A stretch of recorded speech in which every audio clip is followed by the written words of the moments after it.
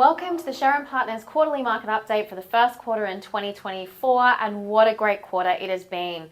Steve, I see markets are up all over the place. Let's start with Australia. Yeah, it's been a great quarter for Australia. We're up 5.3% in the first quarter of 2024, but a fantastic 14.4% for the last 12 months. Now, all this is on top of that great rally we had at the end of last year, Kim, and many people thought, well, that can't last. But in fact, it is, both in Australia and, as we'll see, in other markets. So, Steve, was the rally broad-based? That's a good question, Kim. I think, as most of the viewers know, Australia is quite a concentrated market. It's made up of financials and resources really the big mining companies, BHP and Rio, and makes up more than 50% of the market. When you look at the graph we've got here, first of all, financials are raging. They're up 12% for the quarter and 28% for the year. But weighing against that are the resource sector. They're down a minus 6.2% for the quarter, so really sort of dragging down the overall result. Why is that?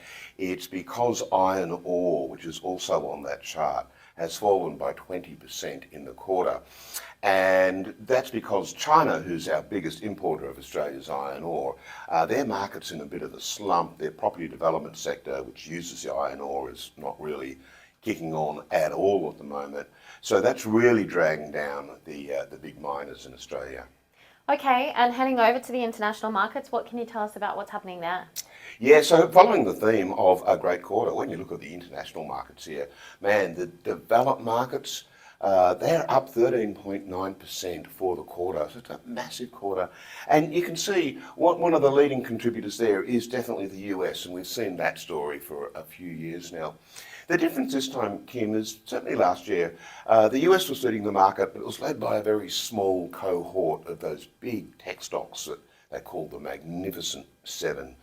And they were really leading the market. This time round, this rally is much more broad-based. Other companies, besides the big tech stocks, are also doing well. And other countries are doing well. So two other contributors to the developed markets, Europe, which is doing really well, and Japan, which is actually doing better than the US. So it's a very broad-based rally at the moment.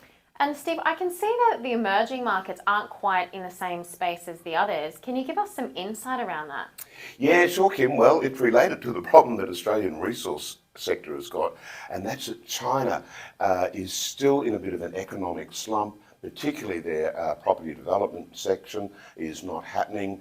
Now, China makes up more than 30% of that emerging market index. If I took China out, then you'd see the rest of the emerging markets, Taiwan, Korea and India, they're raging. They're doing better often than the developed markets. India's up 40% for the year. Like, who would have thunk?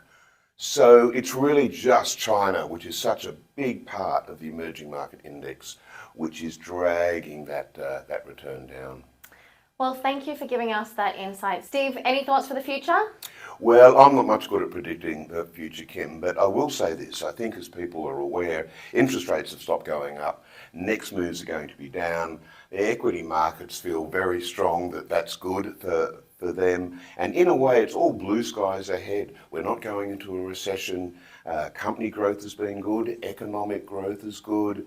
Again, interest rates are coming down. There's a few geopolitical tensions out there that we know about, but they don't seem to be affecting the market. So in one sense, it seems clear skies and blue sky for the market to keep going up. But Kim, as we know, they're exactly the conditions where the market doesn't see the dangers ahead. And we'll finish, as we always do, because there is no crystal ball, the very best plan is to have a well-diversified portfolio. Steve, thanks so much for giving us that insight once again. We'll look forward to hearing from you next quarter. Thanks, Kim.